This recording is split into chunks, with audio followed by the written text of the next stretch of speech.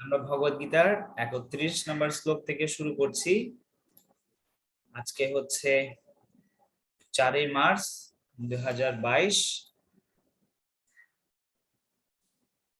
ওম নমো ভগবতে বাসুদেবায়। সবাই বলবেন ওম নমো ভগবতে বাসুদেবায়। ওম নমো ভগবতে বাসুদেবায়। একজন আনমিউট করুন আপনাদের মধ্যে।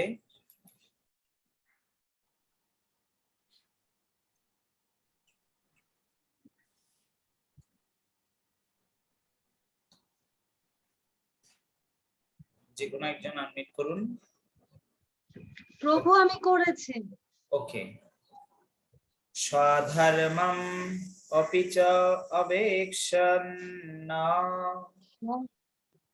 স্বধর্ম অপি চ অবক্ষনা বিকম্পিতুম অর্হসি।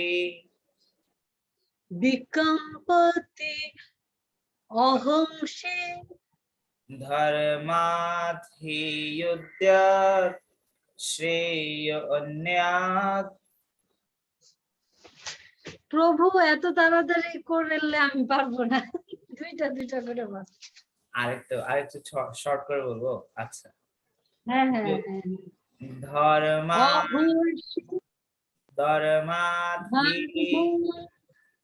ধর্মং হি যুদ্ধং শ্রেয় অন্যাৎ ক্ষত্রিয়স্য ন বিদ্যতে। অন্নাৎ ক্ষত্রিয়স্য ন বিদ্যতে। ওকে। গীতার গান অনুবাদ তাৎপর্য করেছেন ইসকনের প্রতিষ্ঠাতা আচার্য অভয়চরণ অরবিন্দ ভক্তি বেদান্ত স্বামী শিল প্রভুপাদ। শিল প্রভুপাদ কি জয়। জয়। গীতার গান। নিজের ধর্ম দেখি পূর্ণ না হও বিকল, ক্ষত্রিয়র যুদ্ধ করাই ধর্ম যে সকল। অনুবাদ। ক্ষত্রিয় রূপে তোমার স্বধর্ম বিবেচনা করে তোমার জানা উচিত যে ধর্ম রক্ষার্থে যুদ্ধ করার ক্ষেত্রে ক্ষত্রিয় পক্ষের মঙ্গলকর, আর কিছুই নেই। তাই তোমার দ্বিধাগ্রস্ত হওয়া উচিত নয়। ওকে। তাৎপর্য। তাৎপর্য। চতুর্থ বর্ণের দ্বিতীয় বর্ণকে বলা হয় ক্ষত্রিয়। এদের কাজ হচ্ছে রাজ্য শাসন ও প্রজা পালন করা। ক্ষত কথাটির অর্থ হচ্ছে আঘাত। আঘাত বা বিপদ থেকে যে ত্রাণ করে সে হচ্ছে ক্ষত্রিয়। ক্ষত্রিয়রা অস্ত্র চালানোর শিক্ষা লাভ করে, তাতে প্রভু কই গেলেন আপনি? সরি।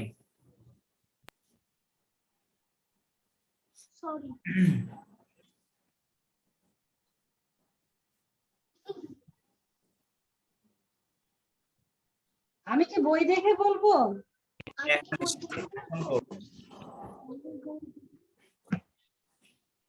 প্রথম থেকে শুরু করব প্রভু, না যেখান থেকে আপনি শেষ করেছেন সেখান থেকে। ক্ষত্রিয়রা অস্ত্র চালনার শিক্ষা লাভ করে, তাতে পারদর্শিতা লাভ করে। তাদের এই শিক্ষার একটি অঙ্গ হচ্ছে বনে গিয়ে হিংস্র পশু শিকার করা। এইভাবে অস্ত্র শিক্ষা সমাপ্ত হলে ক্ষত্রিয় সন্তান বনে গিয়ে হিংস্র বাঘকে যুদ্ধের আহ্বান করেন এবং শুধু তলোয়ার হাতে সেই বাঘের সঙ্গে যুদ্ধ করে তাকে নিধন করেন। তারপর সেই বাঘকে পুনরায় রাষ্ট্র মর্যাদার সাথে সৎকার করা হতো। এই প্রজা আজও জয়ের পূর্বে ক্ষত্রিয় রাজ পরিবারে প্রচলিত আছে। ক্ষত্রিয়রা শত্রুকে যুদ্ধের আহ্বান করে, তার প্রাণ সংশয় করতে দ্বিধা করে না।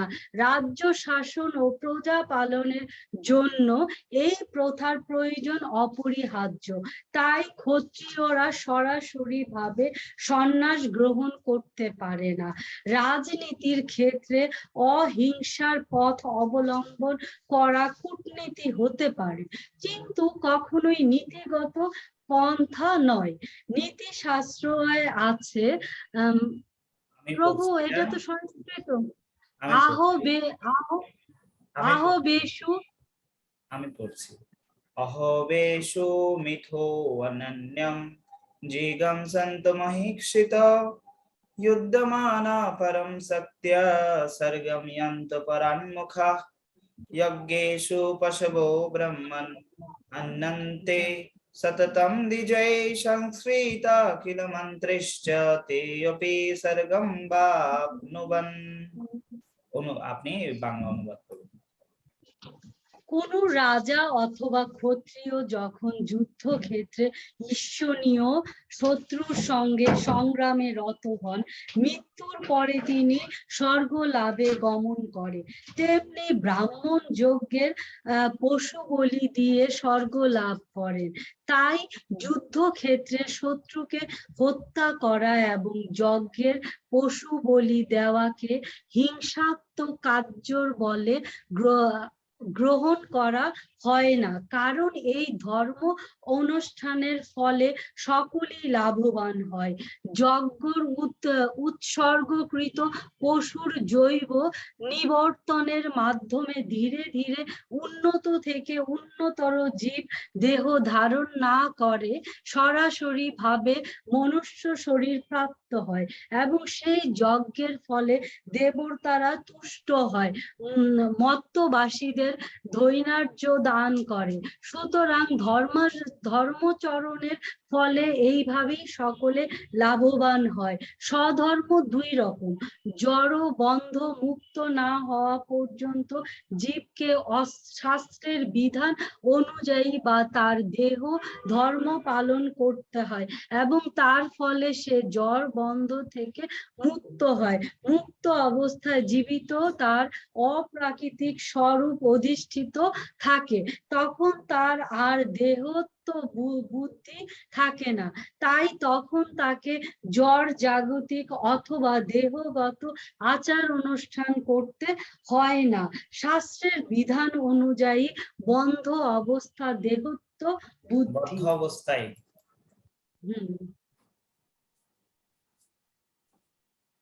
এরপর করেন। স্তরে যে প্রভু আপনার কার্সলটা সরায় ফেলেন, আমি ভালো দেখতে পারবো। স্তরে জীবিত ব্রাহ্মণ, ক্ষত্রিয়, বৈশ্য ও শূদ্র, এই চারটি স্তর থাকে এবং তাদের স্ব স্ব ধর্ম থাকে এবং এই ধর্ম আচরণ করা অবশ্যই কর্তব্য। ভগবান নিজের গুণ ও কর্ম অনুসারে এই স্বধর্ম নির্ধারিত করেছে এবং এই সম্বন্ধে 4টি অধ্যায় বিশেষভাবে আলোচনা করা হয়েছে। দেহগত স্বধর্মকে বলা হয় বর্ণাশ্রম ধর্ম অথবা মানুষের পারমার্থিক উন্নতির লাভের উপায়। বর্ণাশ্রমের ধর্ম অথবা জরা প্রকৃতির নির্দিষ্ট গুণ অনুসারে প্রাপ্ত দেহটি দ্বারা অনুষ্ঠিত বিশেষ কর্তব্য কর্মের স্তর থেকে মানব সভ্যতা শুরু হয়। জীবের প্রতিটি ক্ষেত্রে উচ্চ কর্তৃপক্ষের নির্দেশ অনুসারে এই বর্ণাশ্রমের ধর্ম আচরণ করার ফলে মানুষ ক্রমে ক্রমে উচ্চ থেকে উচ্চতর জীবন প্রাপ্ত হয়, অবশেষে জড় বন্ধন থেকে মুক্ত হয়। ধন্যবাদ মাতাজি। আচ্ছা প্রভু, আমার একটা কোয়েশ্চেন ছিল, আমি বলতে পারি? লিখে রাখুন, আমরা প্রশ্নোত্তর যখন এখানে যে বিষয়টা আলোচনা করছে ধর্ম নিয়ে, কেমন? আপনারা খুব মনোযোগ দিয়ে ক্লাসগুলো করবেন এবং সে সাথে নোট আউট করবেন। আমি আমার গতিতে এগোবো। আপনাদের প্রশ্ন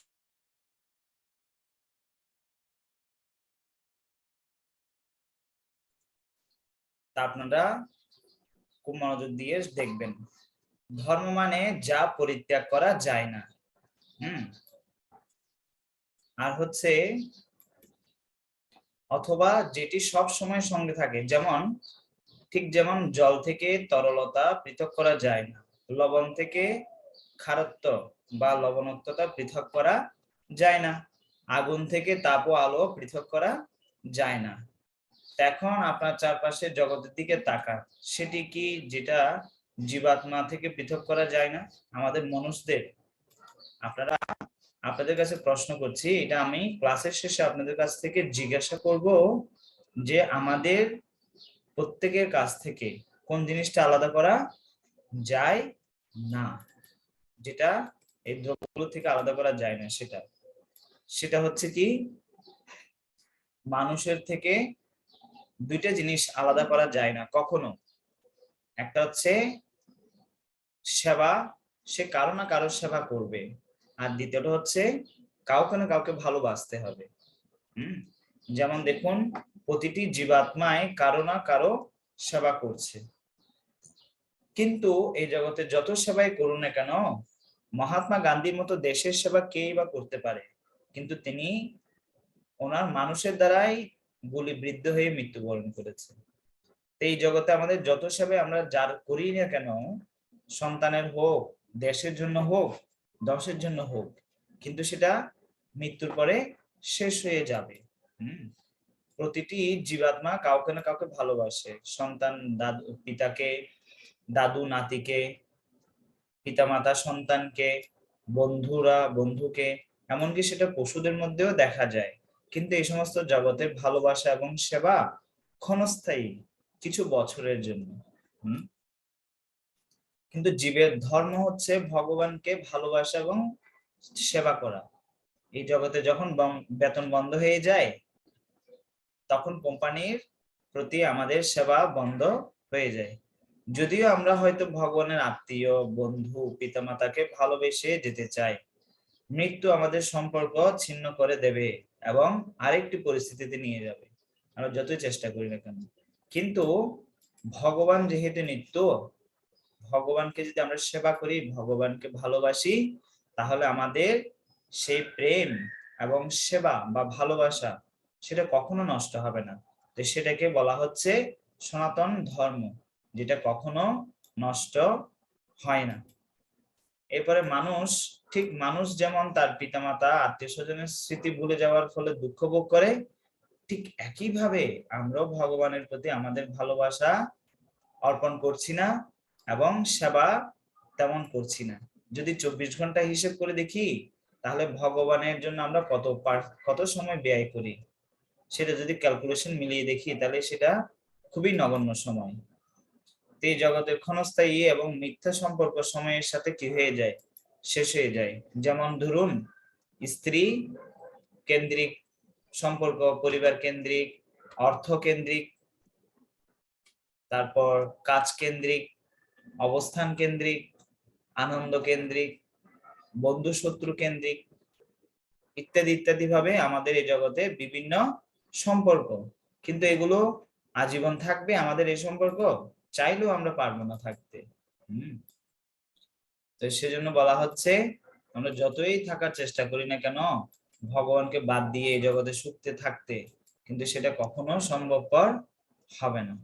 তো ভগবান সেই জন্য এই দ্বিতীয় অধ্যায়ে 31 নম্বর শ্লোকের মাধ্যমে তিনি বলছেন অর্জুনকে, অর্জুনকে বলছেন, এই 31 নম্বর শ্লোকে আপনারা দেখুন, সেখানে কি বলছে, স্বধর্ম না, আমরা এতক্ষণ ধর্ম নিয়ে আলোচনা করেছি।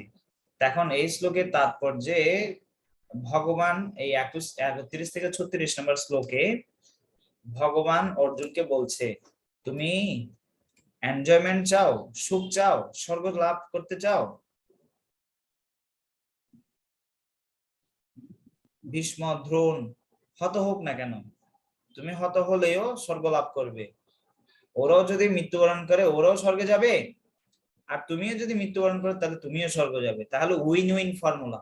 তুমিও জিতবে, ওরাও জিতবে। হ্যাঁ, কিন্তু বলদেব বিদ্যাভূষণ ঠাকুর তিনি তিনটা শ্রেণীর মানুষের কথা বলছে, আপনারা এটা লিখুন, খুব গুরুত্বপূর্ণ। তিনটা শ্রেণীর মধ্যে প্রথম শ্রেণী হচ্ছে স্বনিষ্ঠা পরায়ণ ব্যক্তি, মানে নির্ধারিত কর্ম বা নিষ্কাম কর্মযোগ, স্বর্গ লাভের জন্য যেটা কর্ম সেটাকে বলে স্বনিষ্ঠা।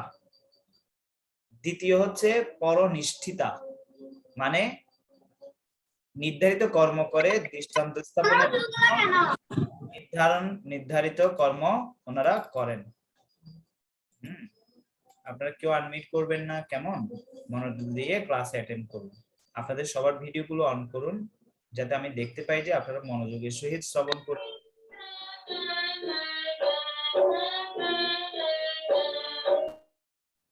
আপনারা মনোযোগের সহিত এতে অংশগ্রহণ করুন, কেমন?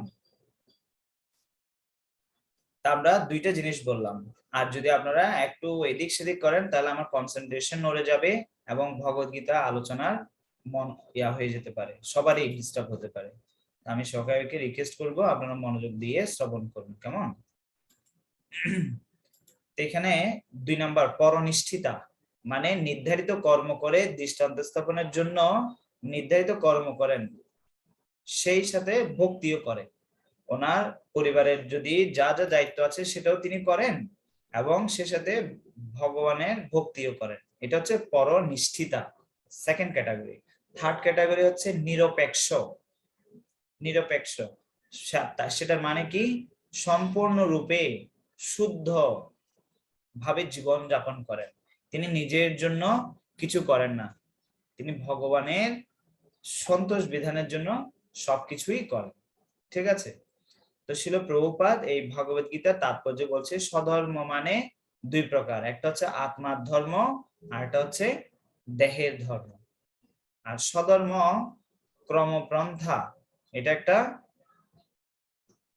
ক্রমিক একটা পন্থা আছে। সেটা কি? যেমন মহাপ্রভু রঘুনাথ দাস গোস্বামীকে বলছে স্থির হইয়া ঘরে যাও না হবা। ক্রমে ক্রমে পাইল ভবসিন্ধুকুল। তো আমরা অস্থির হয়ে অনেক সময় সংসারে কষ্টের মধ্যে পড়ে আমরা বলি যে এই সংসার আর ভালো লাগছে না, কোথাও চলে যাব একদম। হ্যাঁ, কিন্তু এটা প্রকৃতপক্ষে সংসার প্রকৃত ত্যাগ না, এটা ওই সমস্যায় পড়ে সংসারটা ত্যাগ করতে চাইছে। এটা প্রকৃত ত্যাগ না। সেই জন্য যারা চাকরি করে তাদের ভালো অভিজ্ঞতা হবে। এখন আমি যে কথাটা বলবো, হ্যাঁ, সেটাতে হচ্ছে কি শনিবার সুখিবার, এটা ইন্ডিয়াতে বেশ প্রচলন আছে। শনিবার সুখিবার, মধুমাখা রবিবার, মুখ পোড়া সোমবার, আসে কেন বারবার। ও বন্ধের দিনটা খুব ভালো লাগে। হ্যাঁ, পরিবারের সাথে একটু ঘুরবো, পার্কে গিয়ে বাদাম খাবো। হ্যাঁ, বাদাম তো বাসায় খাওয়া যায়, পার্কে গিয়ে কেন খেতে হবে? ও না, সব জ্বালা জ্বালা জ্বালা, সব জায়গায় জ্বালা। তো একটু রিল্যাক্স সময় কাটাতে সবাই চায়। তো সেজন্য আমাদের যেটাতে আছি সেটা ত্যাগ করে আমরা কখনো শান্তি পাবো না। স্বাভাবিকভাবে তোমার জন্য যুদ্ধই হচ্ছে যজ্ঞ, অর্জুনকে কৃষ্ণ বলছে। হ্যাঁ, ব্রাহ্মণের যজ্ঞ যেটা, তোমার যজ্ঞ হচ্ছে এই যুদ্ধ। আর ব্রাহ্মণ যজ্ঞ করে স্বর্গ লাভ করে, আর তুমিও যুদ্ধ করে তুমি স্বর্গে যাবে। স্বর্গদ্বারম অপাবৃতম, ভগবদ্গীতায় বলছে স্বর্গদ্বারম অপাবৃতম। তো অর্জুনের 2টা যুক্তি খণ্ডন করেছেন কৃষ্ণ। যুদ্ধ জয় লাভ করলেও তুমি সুখ লাভ করবে, আর মৃত্যু হলেও তুমি স্বর্গে যাবে, কোনো চিন্তা নেই। তো সেই জন্য আমাদেরকে ভগবান এখানে বলছে, দেখুন শ্লোকে 31 নম্বর শ্লোকে দেখুন, অত্তে দিবি, অত্তে দিবি, সংস্কৃত শব্দাংশটা দেখুন। তোমার পক্ষে এই ক্ষত্রিয়োচিত যুদ্ধরূপ ধর্ম, রুদ্রের সন্তোষণ নিবাত কবচাদি বীরগণের বধ লব্ধকৃত ত্যাগ করে তুমি যদি চলে যাও তাহলে সব ধ্বংস হয়ে যাবে। যেমন অর্জুন শিবকে পর্যন্ত হারিয়ে তিনি ভগবান শিবের থেকে পর্যন্ত কি নিয়েছে? তিনি অস্ত্র নিয়েছে না? শিবের সাথে কিরাত রূপে শিব এসেছিল, স্বর্গে গিয়ে তিনি ডিগ্রি নিয়েছে। হ্যাঁ, এই জগতেও তিনি শ্রেষ্ঠ ধনুর্ধর। উনি যদি ওনার নিজের কার্যটা, যেমন ধরুন কেউ একজন সারা বছর নৃত্য প্র্যাকটিস করেছে, ড্যান্স, তখন একটা মঞ্চের মধ্যে তাকে নাচতে যেতে হবে, তখন সে বলছে আমার লজ্জা লাগছে, আমি নাচবো না, আমার ভালো লাগছে না। 1 বছর ধরে প্র্যাকটিস করার পরে যদি এটা বলে, হবে? হবে না, এটা মেনে নেবে না, পিতামাতা মেনে নেবে না। তো ঠিক একইভাবে কৃষ্ণ বলছে তুমি এতগুলো ডিগ্রি নিলে, এখন পারফরমেন্স করার সময় তুমি এসব কি বলছো? লজ্জা লাগে না তোমার? কত টাকা দিয়ে তোমার পড়ালেখা করিয়েছি, চাকরি করবো না বলছো, ভক্তিও করবো না বলছো। তো সেজন্য বলছে আমাদের সন্তানকে দুইটা জিনিস অবশ্যই পিতামাতাকে দিতে হবে। একটা হচ্ছে জ্ঞান দিতে হবে, দ্বিতীয়টা হচ্ছে ভক্তি দিতে হবে। না হলে সে সন্তান হচ্ছে অন্ধ চোখের মতো, যা মানুষকে কষ্ট দেয়। এটা নীতিশাস্ত্রে চাণক্য পণ্ডিত বলছে। জ্ঞানও দিতে হবে, পারমার্থিক একাডেমিক দিতে হবে, আর হচ্ছে ভক্তিও শিক্ষা দিতে হবে। না হলে সেই সন্তানে আপনাকে জ্বালা পোড়া দিয়ে শেষ করে দেবে। হ্যাঁ, একটা সন্তান এরকম ছিল, সে অপকর্ম যা করত, ভালো মন্দ মা কিছু বলতো না, ও না না ভালো হলে ঠিক হয়ে যাবে, ঠিক হয়ে যাবে। কিন্তু সে এমন একটা এই ডাকাত হয়ে গেছে, তার দুষ্কর্মের জন্য তাকে জেলখানায় ফাঁসির দণ্ডে দণ্ডিত হতে হয়েছে। তখন তাকে জিজ্ঞেস করছে তোমার শেষ ইচ্ছাটা কি? তখন সে বলছে আমি মার সাথে দেখা করতে চাই। মার সাথে দেখা করতে গিয়ে তার মায়ের কানে কানে কথা বলতে চাইছে, বলতে গিয়ে মায়ের কানটা কামড় দিয়ে পুরো ছিঁড়ে ফেলেছে। তখন তাকে জিজ্ঞেস করছে তুমি এরকম করলে কেন? তখন বললাম আমি আমার মায়ের জন্য এই অবস্থায় এসেছি। আমার মা যদি আমাকে শাসন না করতো, তাহলে আজকে আমি এই জায়গায় আসতাম না, খারাপ পথে যেতে আমি ভয় পেতাম। কিন্তু আমাকে প্রশ্রয় দিয়ে, জ্ঞান না দিয়ে, হ্যাঁ আজে বাজে যা করেছি সব করতে দিয়েছে, শিক্ষা দেয়নি, ধর্মের শিক্ষা দেয়নি। সেই জন্য হরে আজকে তো এই হচ্ছে আমরা কি এই সবারই যে যেটা ধর্ম আছে সেটা আমাদেরকে ঠিক ঠিক ভাবে পালন করার জন্য চেষ্টা করতে হবে। তার একটা জিনিস হচ্ছে আমরা এখন এই 32 নম্বর শ্লোকে যাব। 31 নম্বর শ্লোকে যে শিক্ষাটা আমরা আশা করি বুঝতে পেরেছি। ঠিক আছে, তিনটা ধর্ম, এই তিনটা শ্রেণীর মানুষ আছে, এটা হচ্ছে এই শ্লোকের বিচার্য বিষয়। হ্যাঁ, আরটা হচ্ছে যার যেটা ধর্ম সে সেটাই পালন করবে ভালোভাবে, অন্য কারো জিনিসটা করবে না, সেই জিনিসটা এই পরবর্তী শ্লোক এখন আমরা যাব 32 নম্বর শ্লোকে, স্বর্গ দ্বারম অপাবৃতম, এই শ্লোকে বলছে। ঠিক আছে, এখন আমি অনুরোধ করব কাকে পড়ার জন্য, পুতুল রানী মাতাজি। আমি এখন শ্লোকটা পড়বো, এরপর আপনি গীতার গান, অনুবাদ এবং তাৎপর্য পড়বেন। ঠিক আছে? ইয়াদিচ্ছায় উপপপ্রণ্যম স্বর্গদ্বারম অপাবৃতম সুখেন ক্ষত্রিয়া পার্থ লভন্তে যুদ্ধম ঈদৃশম। পুতুল রানী মাতাজি, আপনি গীতার গান এবং অনুবাদ তাৎপর্য পড়ুন। না হলে শিপ্রা মাতাজি আপনি পড়ুন।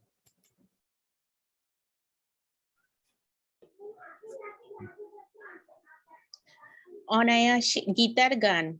অনায়াসে পাইয়াছ স্বর্গদ্বার খোলা, সে যুদ্ধ কার্যেতে নাহি কর অবহেলা।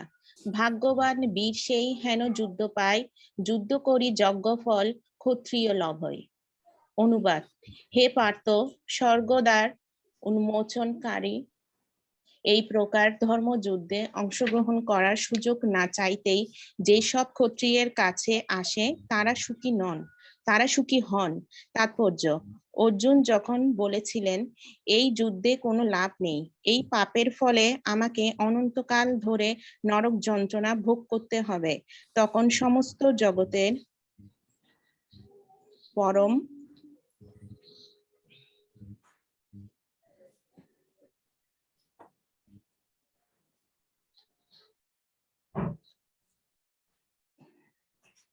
শিক্ষাগুরু ভগবান শ্রীকৃষ্ণ তাকে তিরস্কার করে বলেছিলেন যে তার এই উক্তি তার মূর্খতার পরিচায়ক।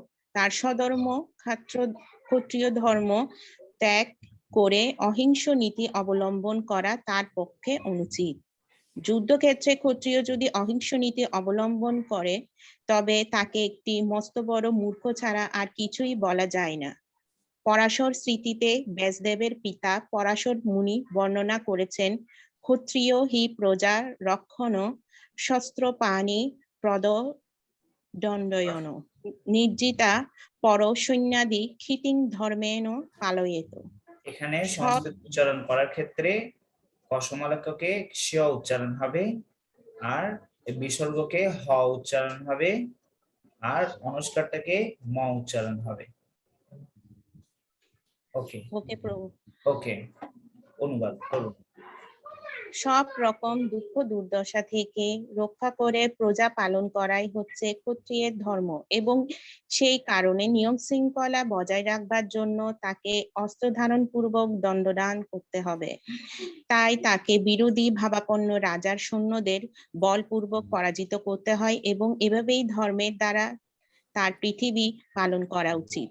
সব দিক দিয়ে বিবেচনা করে দেখলে দেখা যায় অর্জুনের যুদ্ধ থেকে বিরত থাকার কোনোই কারণ ছিল না। যুদ্ধে যদি তিনি জয়লাভ করতেন তবে তিনি রাজ্য সুখ ভোগ করতেন, আর যদি যুদ্ধে তার মৃত্যু হতো তবে তিনি স্বর্গলোকে উন্নীত হতেন, যেখানে তার জন্য দ্বার ছিল অবারিত। যুদ্ধ করলে উভয় ক্ষেত্রেই তিনি লাভবান হতেন। থ্যাংক ইউ মাতাজি করার জন্য। এখানে আমাদের জন্য খুব সুন্দর শিক্ষা রয়েছে।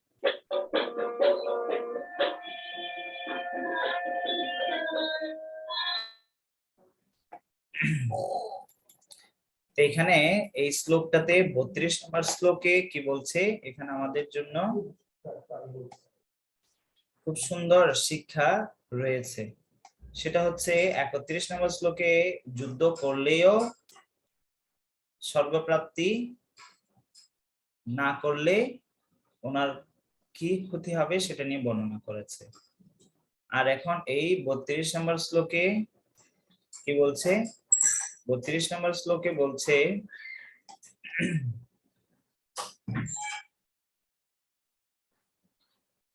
ক্ষত্রিয় মানে কি, খত, খত থেকে বলছে না, খত মানে হচ্ছে যে অন্যকে তার আক্রমণ থেকে রক্ষা করে, তার বিপদ থেকে রক্ষা করে, তাকে বলছে ক্ষত্রিয়। আর একটা বিষয় এখানে আমাদের এখানে ভগবান দেখাচ্ছেন, আপনারা ভগবদ্গীতায় দেখুন, ভগবান বলছে যে স্বর্গদ্বার তোমার জন্য উন্মোচন হয়ে যাবে না চাইতে। কেন? কারণ ক্ষত্রিয়ের কাছে যেটা আসে যুদ্ধে আহ্বান, সেটা কখনো কি করা উচিত নয়, ডিনাই করা উচিত নয়। কিন্তু এখান থেকে আরেকটা শিক্ষণীয় হচ্ছে, যেমন আপনারা সবাই মহাভারত সম্বন্ধে জানেন, যখন পাশা খেলার জন্য আহ্বান করেছিল দুর্যোধন, তখন যুধিষ্ঠির মহারাজ সেটাকে ডিনাই করতে পারেনি, ডিনাইয়ের বাংলা কি হবে, উপেক্ষা করতে পারেনি। কিন্তু উনি, দুর্যোধন বলেছে তিনি সেটা করবেন, কিন্তু তিনি পরক্ষণে শকুনি মামাকে সেটা দিয়ে দিয়েছে। কিন্তু যুধিষ্ঠির মহারাজও চাইলে কৃষ্ণকে তিনি দিতে পারতেন ওনার চালের ইয়া হিসেবে, কিন্তু যুধিষ্ঠির মহারাজ কিন্তু এত ভালো কি জানতেন না। এতে করে কি হয়েছে, উনি যে সমস্যায় পড়েছে, উনি কৃষ্ণেরও কোনো সাহায্য চায়নি। এটাই হচ্ছে যুধিষ্ঠির মহারাজের ভুল। আরেকটা হচ্ছে, অনেক ক্ষেত্রে আমরা কি করি, চিন্তা করি দ্রৌপদীর মতো একজন মহান ভক্তের কি করা হলো, বস্ত্র হরণ করার প্রচেষ্টা হলো, কিন্তু ভগবান সেটা কোনো কিছু করলেন না কেন? অনেকে প্রশ্ন করতে পারে, ভগবান এত বড় একটা ভক্ত, কিন্তু এরকম করলো কেন ভগবান? কিন্তু প্রভুপাদ বলছে ভগবান অপেক্ষা করছেন এক এক করে রাজাদের যদি মারতে যায় ভগবান, তাহলে অনেক সময় লেগে যাবে, সবাইকে মারাও সম্ভব হবে না। তো সেই জন্য তিনি যতগুলো রাজা ছিল অন্যায়ের পক্ষে সবাইকে এক করে কি করেছে, যুদ্ধের মধ্যে সময় নিয়েছে। বুঝতে পেরেছেন? তো ভগবান কি করেনি, এত বেশি একত্রে সবাই। একটা কথা বলছি তো, আমি বলতেছি শুনতেছ না? হরে কৃষ্ণ। এখন আমরা এবার হরে কৃষ্ণ। 33 নম্বর শ্লোক, 32 নম্বর শ্লোক আলোচনা করেছি। 33 নম্বর শ্লোকটা কি?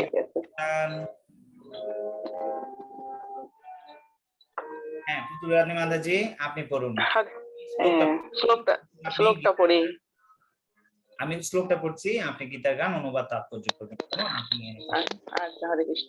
অতো চেত্তং ইমং ধর্মং সংগ্রামং ন করিষ্যসি ততো সধর্মং কীর্তিং চ হিত্যা পাপম অবাপ্স্যসি। এবার আপনি অনুবাদ করুন, গীতার গান করুন। অতএব তুমি পার্থ যদি যুদ্ধ ছাড়ো, স্বধর্ম স্বকৃতি সব একত্রে অনুবাদ। কিন্তু তুমি যদি এই ধর্মযুদ্ধ না করো, তাহলে তোমার স্বীয় ধর্ম এবং কীর্তি থেকে ভ্রষ্ট হয়ে পাপ ভোগ করবে। ওকে, আমাদের প্রত্যেকের একটা ধর্ম আছে, সেই ধর্ম যদি আমরা না করি, হ্যাঁ সেটা আমরা একটু পরে আসছি। তো সেটা না করলে আমাদেরকে, আমাদের যেটা যশ, আমাদের যেটা মহিমা সবাই জানে, সেটা নষ্ট হয়ে যাবে, সেটা থেকে আমরা ভ্রষ্ট হয়ে যাব। এক, আর দ্বিতীয় হচ্ছে আমাদেরকে পাপের ফলের ভোগ করতে হবে। এই দুইটা আমরা যদি আমাদের যেখানে আছে সেটা যদি ঠিক মতো পালন না করি। ওকে, এবার তাৎপর্য প্রপাত কি বলছে পড়ুন মাতাজি। তাৎপর্য: অর্জুনের বীরত্বের খ্যাতি ছিল সর্বজন বিদিত। তিনি মহাদেবের মতো দেবতাদেরও যুদ্ধে পরাস্ত করেছেন। কিরাতরূপী মহাদেবকে যুদ্ধে পরাস্ত করলে সন্তুষ্ট হয়ে মহাদেব তাকে পাশুপত নামক এক ভয়ঙ্কর অস্ত্র দান করেন। তার অস্ত্র শিক্ষা গুরু দ্রোণাচার্য তার প্রতি সন্তুষ্ট হয়ে তাকে আশীর্বাদ করেন এবং এমন একটি অস্ত্র দান করেন যার দ্বারা তিনি দ্রোণাচার্যকে পর্যন্ত হত্যা করতে পারতেন। তার ধর্মপিতা দেবরাজ ইন্দ্র তাকে তার বীরত্বের জন্য পুরস্কৃত করেন। এভাবে অর্জুনের বীরত্বের খ্যাতি সমস্ত বিশ্বব্রহ্মাণ্ডে সুবিদিত ছিল। তাই তিনি যদি যুদ্ধ বিমুখ হয়ে যুদ্ধক্ষেত্র পরিত্যাগ করতেন, তবে তিনি কেবল তার কাত্রধর্মেরই যে অবহেলা করতেন তা নয়, সেই সঙ্গে তার বীরত্বের গৌরবও নষ্ট হতো এবং তাকে নরকগামী হতে হতো। পক্ষান্তরে যুদ্ধ করার জন্য অর্জুনকে নরকে যেতে হতো না, বরং যুদ্ধ না করার জন্য তাকে নরকে যেতে হয়। হরে কৃষ্ণ। এখানে মহাদেব তিনি একজন শিকারী রূপে অর্জুনের সাথে যে যুদ্ধ করেছিল সেটার একটা ইতিবৃত্তি বলছে। আর সে যুদ্ধে মহাদেব সন্তুষ্ট হয়ে ওনাকে একটা পাশুপাত নামক অস্ত্র উপহার স্বরূপ দিয়েছেন। হ্যাঁ, সেটাই হচ্ছে এখানে। এবং স্বর্গে তিনি ডিগ্রি লাভ করেছেন, যেটা সম্বন্ধে অর্জুনের সম্বন্ধে সবাই কিন্তু খুব ভালোভাবেই জানে। অর্জুন কার পুত্র? ইন্দ্রদেবের পুত্র, এটা সবাই জানে। তো তিনি যদি এমন একজন ব্যক্তির সন্তান হওয়ার পরেও যদি তিনি যুদ্ধ না করেন, তাহলে এটা কি হবে? ভালো হবে না। তো এই শ্লোকে বলছে দেখুন, অকীর্তিম, এই সংস্কৃত শব্দটা অকীর্তিম, যুদ্ধ না করলে তোমার কীর্তি নষ্ট হয়ে যাবে। এবং এখানে বলছে স্বধর্মম অপি চাবেক্ষ থেকে অভাজ্য বাধাংশ পর্যন্ত 6টি শ্লোকে, অর্থাৎ 31 থেকে 36 নম্বর শ্লোক, 36 পর্যন্ত 6টা শ্লোকে কি হচ্ছে? যুদ্ধ থেকে বিরত হলে তোমার স্বর্গ লাভ হবেও না এবং তোমার অকীর্তি হবে, তোমার যে যশ আছে সেটাও তোমার নষ্ট হয়ে যাবে। তো সেক্ষেত্রে আমাদের একটা শিক্ষণীয়, যেমন ধরুন ডাক্তারের ছেলে যদি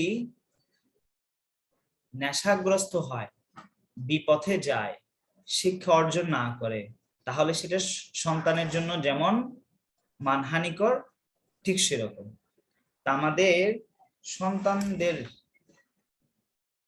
আমি একটু আগে যে শ্লোকটা বললাম, এটা আমাদের পিতামাতাদের খুব ভালোভাবে মনে রাখতে হবে। সেটা যথাসময়ে যদি যথাযথ শিক্ষা না দেয়া হয় তাহলে কিন্তু আরেক বিপদ আছে।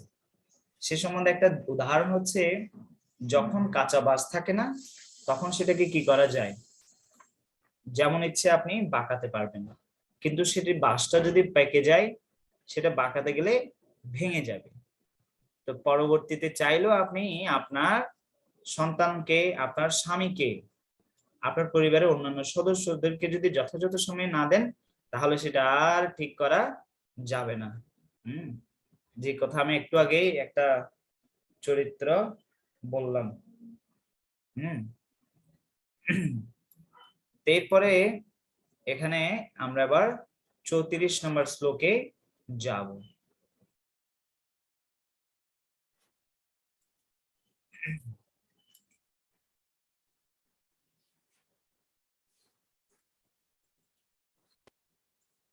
অকীর্তিম চাপি ভূতানি কথয়েষ্যন্তে মহাভ্যয়ম সম্ভবিতস্য চ অকীর্তি মরণাৎ অতিরিচ্যতে। অনুবাদ এবং তাৎপর্য মাতাজি আপনি, বকুল মাতাজি আপনি পড়ুন। আপনারা গীতার মধ্যে আপনারা গীতার নোটে সেগুলো লিখবেন, আপনাদের যেগুলো পয়েন্ট আপনাদের ভালো লাগছে এগুলো খাতার মধ্যে লিখবেন। আমি ক্লাস শেষে প্রত্যেকের কাছ থেকে জিজ্ঞেস করবো এক একটা ভালো লাগার বিষয়গুলো। ওকে মাতাজি, বকুল মাতাজি পড়ুন।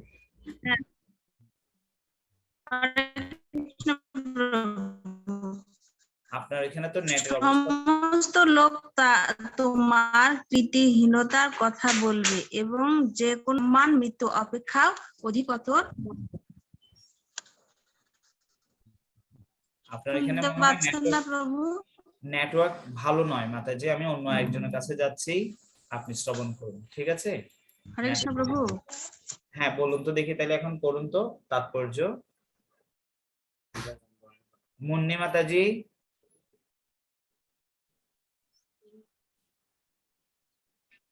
হ্যাঁ আপনি পড়ুন, মুন্নি মাতাজি পড়ুন। প্রভু দেখা যাচ্ছে তাৎপর্য। অর্জুনের বন্ধু ও উপদেষ্টা রূপে ভগবান শ্রীকৃষ্ণ তাকে জানিয়ে দিচ্ছেন যুদ্ধ না করলে তার ফলাফল কি হবে। ভগবান বলেছেন, অর্জুন, যুদ্ধ শুরু হওয়ার পূর্বেই যদি তুমি যুদ্ধক্ষেত্র পরিত্যাগ করো তবে সকলে বলবে তুমি কাপুরুষ। তোমার মতো যশস্বী ও মহানুভব বীরের পক্ষে এই কুখ্যাতির চাইতে মৃত্যুবরণ করা শ্রেয়। তাই প্রাণ রক্ষার জন্য যুদ্ধক্ষেত্র থেকে পলায়ন করার চাইতে যুদ্ধে প্রাণ ত্যাগ করা অনেক ভালো। তার ফলে তুমি আমার বন্ধুত্বের মর্যাদা রক্ষা করবে এবং সমাজে তোমার সুনাম অক্ষয় থাকবে। এভাবেই ভগবান অর্জুনকে বোঝালেন যুদ্ধক্ষেত্র পরিত্যাগ করার চাইতে যুদ্ধক্ষেত্র প্রাণ ত্যাগ করা অনেক শ্রেয়। হরে কৃষ্ণ। এখানে ভগবান বলছে, আরে তুমি তো আর সাধারণ কেউ না, তুমি আমার ফ্রেন্ড না, বন্ধু না, একটু ঠিক করে কাজ করো, চিন্তা ভাবনা করো। আমার সাথে বন্ধুত্ব করার পরে তুমি এই ধরনের কাজ করলে তো আমার মান সম্মান সব যাবে। হ্যাঁ এভাবে করে ইনসাল্ট করে রক্ত গরম করে করে দিচ্ছে। তো এখানে আমাদের আরেকটা এখন আমরা 34 নম্বর শ্লোকটা পড়লাম। আমরা বাংলায় একটা কথা শুনি না, মানের অপমান বজ্রতুল্য, তাই না? সেটাই এই শ্লোকে কি করছে ভগবান বোঝাতে চাইছে। এরপরে এবার আমরা 35 নম্বর শ্লোকে যাব। ভয়াত রণদূপতরম মৎসন্তে তম মহারত येषां च तं बहुमत ভূত্য यस्य শিলাঘবম। এখন কে পড়বে? প্রভু আমি পড়বো? না, যারা পড়েনি আমি সবাইকে একটু সুযোগ দিতে চাইছি। লাকি বা মিঠন শর্মা মাতাজি, আপনারা দুজনের মধ্যে যে কোনো একজন আনমিট করবেন।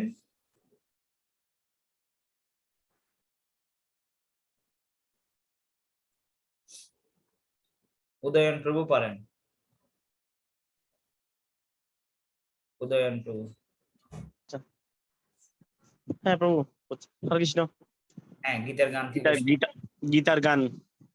মহারথ যারা সব নিন্দা যে করিবে, ভয় পেয়ে ছাড়ে রণ, তারা যে বলিবে যাহাদের গণমান্য, তুমি যে এখন সকলের চক্কে ছুটো হইবে তখন। অনুবাদ: সমস্ত মহারথীরা মনে করবেন যে তুমি ভয় পেয়ে যুদ্ধক্ষেত্র পরিত্যাগ করেছ এবং তুমি যাদের কাছে সম্মানিত ছিলে তারাই তোমাকে তুচ্ছ তুচ্ছ তাচ্ছিল্য জ্ঞান করবে। করেন। ভগবান শ্রীকৃষ্ণ অর্জুনকে তার মতামত ব্যক্ত করে বললেন, অর্জুন, তুমি মনে করো না যে দুর্যোধন, কর্ণ আদি রথী মহারথীরা ছোট হয়ে গেছে বাবু। এখানে ডিস্টার্ব করছে আপনার এই দিচ্ছি। ওকে, হ্যাঁ। ভগবান শ্রীকৃষ্ণ অর্জুনকে তার মতামত ব্যক্ত করে বললেন, অর্জুন, তুমি মনে করো না যে দুর্যোধন, কর্ণ আদি রথী মহারথীরা মনে করবে তুমি করুণার বশবর্তী হয়ে যুদ্ধ করতে বিমুখ হয়েছ। তারা বলবে তুমি প্রাণ ভয়ে ভীত হয়ে যুদ্ধক্ষেত্র থেকে পলায়ন করেছ, ফলে তোমার প্রতি তাদের যে উচ্চ ধারণা আছে তা নস্যাৎ হয়ে যাবে। হরে কৃষ্ণ। হরে বল। এখন এখানে অর্জুনকে ভগবান কি করে দিচ্ছে, ওনার যে ধর্ম, ওনার যে কার্যটা, সেটা বারবার করে বলে তিনি স্মরণ করিয়ে দিতে চাইছে। তো এখান থেকে আমাদের একটা শিক্ষণীয়, আমাদের জীবনে যদি সেরকম একজন সাধু বৈষ্ণব গুরু না থাকে, আমাদের সমস্যার সময়, দুঃখের সময় আমাদেরকে গাইড করবেন, সেরকম যদি কোনো বৈষ্ণব না থাকে, পথ প্রদর্শক না থাকে, তাহলে আমাদের জীবনে দুঃখ আছে। দুঃখ যেভাবে আপনি যতগুলোই বৈদিক শাস্ত্র পড়েন, রামায়ণ মহাভারত করুন, প্রত্যেক রাজার একজন কি ছিল, উপদেষ্টা মন্ত্রী ছিল। আমাদের প্রধানমন্ত্রীরও কি আছে, উপদেষ্টা আছে না? আছে, এক একটা বিষয়ে আছে। তা আমাদের দেখতে হবে এখন আমাদের ধর্ম বিষয়ে আমাদেরকে কেউ উপদেশ দিচ্ছে, আমাদের গৃহে কেউ আছে কি? যদি না থাকে তাহলে আমরা ধর্ম থেকে বিভ্রান্ত হব, তাহলে সে বিষয়ে আমাদেরকে সচেতন থাকতে হবে। এবার 36 নম্বর শ্লোক। অবাচ্য বাদাঞ্চ বহুন বদশন্তি তব হিতা নিন্দন্তু সমর্থ্যম তত দুঃখতরম ন কিম। গীতার গান। এবার ঝুমা রানী মাতাজি, ঝুমা রানী মাতাজি।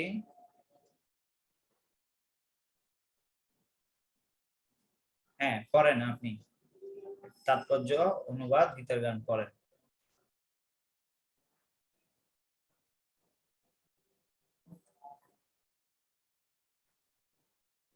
আনমিট করেন।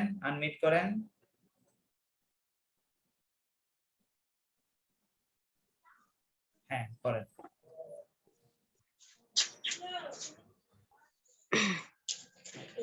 গীতার গান। কত গালাগালি দিবে অকথ্য কথন, ভাবি দেখো তব হিত কি হবে তখন। নিজ নিন্দা শুনি তুমি নীরবে রহিবে, বলপাত্র সেই নিন্দা কেমনে সহিবে। অনুবাদ: তোমার শত্রুরা তোমার সামর্থ্যের নিন্দা করে বহু অকথ্য কথা বলবে, তার চেয়ে অধিকতর দুঃখদায়ক তোমার পক্ষে আর কি হতে পারে। ওকে, থ্যাংক ইউ। এবার আমি পড়ছি তাৎপর্যটা। ভগবান শ্রীকৃষ্ণ অর্জুনের অভাবনীয় হৃদয় দৌর্বল্য দেখে আশ্চর্যান্বিত হয়েছিলেন এবং বলেছিলেন, এই ধরনের মনোভাব কেবল অনার্যদেরই শোভা পায়। অর্জুনের মতো ক্ষত্রিয় বীরের পক্ষে তা সম্পূর্ণ অসঙ্গত। তাই তিনি বিশদভাবে ব্যাখ্যা করে অর্জুনকে বোঝালেন, অর্জুনের মতো ক্ষত্রিয়ের হৃদয়ে এই ধরনের সরি এই অনার্যচিত দুর্বলের কোনো স্থান নেই। এটা থেকে আমাদের জন্য জানতে হবে ভাগবতে গীতার মধ্যে ক্ষত্রিয়ের অর্জুনের ছিল ক্ষত্রিয় না, তো ক্ষত্রিয়ের ধর্ম কি? এখন বেশিরভাগই ধরতে গেলে এই জগৎ এই কলিযুগে মানুষ একটু নিয়ন্ত্রণ করতে চায় ক্ষত্রিয় টাইপসের সবাই। তো ভগবত গীতার 18 অধ্যায়ে 43 নম্বর শ্লোকে ভগবান বলছে ক্ষত্রিয় ধর্মটা কি? সাতটা ওনাদের গুণাবলী থাকতে হবে, 7টা 7 কোয়ালিটি অফ ক্ষত্রিয়স। ভগবত গীতার 18 অধ্যায়ে 43 নম্বর শ্লোকে ভগবান সেখানে বলছে শৌর্যম তে চ দ্বিতীর্ধাক্ষ্যম যুদ্ধে চ পলায়নম দানম ঈশ্বর ভাবশ্চ ক্ষাত্রম ধর্ম স্বভাবজম। কি বলছে? শৌর্য 1, তেজ 2, 3 ধৃতি, 4 দক্ষতা, 5 যুদ্ধে অপলায়ন, যুদ্ধ থেকে কখনো পালাবে না, দান শাসন ক্ষমতা, এগুলো হচ্ছে ক্ষত্রিয়ের স্বভাবজাত ধর্ম। এবং আবার 18 অধ্যায়ে 46 নম্বর শ্লোকে বলছে আমরা যেখানে আছি, গৃহে আছি, বনে আছি, সন্ন্যাসী, ব্রহ্মচারী, গৃহস্থ, বানপ্রস্থী, যেটাই হয় না কেন, সকর্মণা তম অভ্যর্চ সিদ্ধিম বন্ধতি মানব। বলছে মানুষ তার নিজের কর্মের দ্বারা, ভগবানের ভক্তি করার দ্বারা সে সিদ্ধি লাভ করতে পারে। কিভাবে? বৈষ্ণবের আজ্ঞা অনুসারে তার জীবন যদি পরিচালনা করে শাস্ত্রের ভিত্তিতে, হ্যাঁ, তাহলে তিনি যেখানে থাকুক না কেন সেখানে থেকেই তিনি ভগবানের কাছে ফিরে যেতে পারবেন। মহাপ্রভু সে সম্বন্ধে বলছেন গৃহে থাকো বনে থাকো হা গৌরাঙ্গ বলে ডাকো। গৃহে থাকো বনে থাকো যেখানে থাকো ভগবানের নামটা বলো।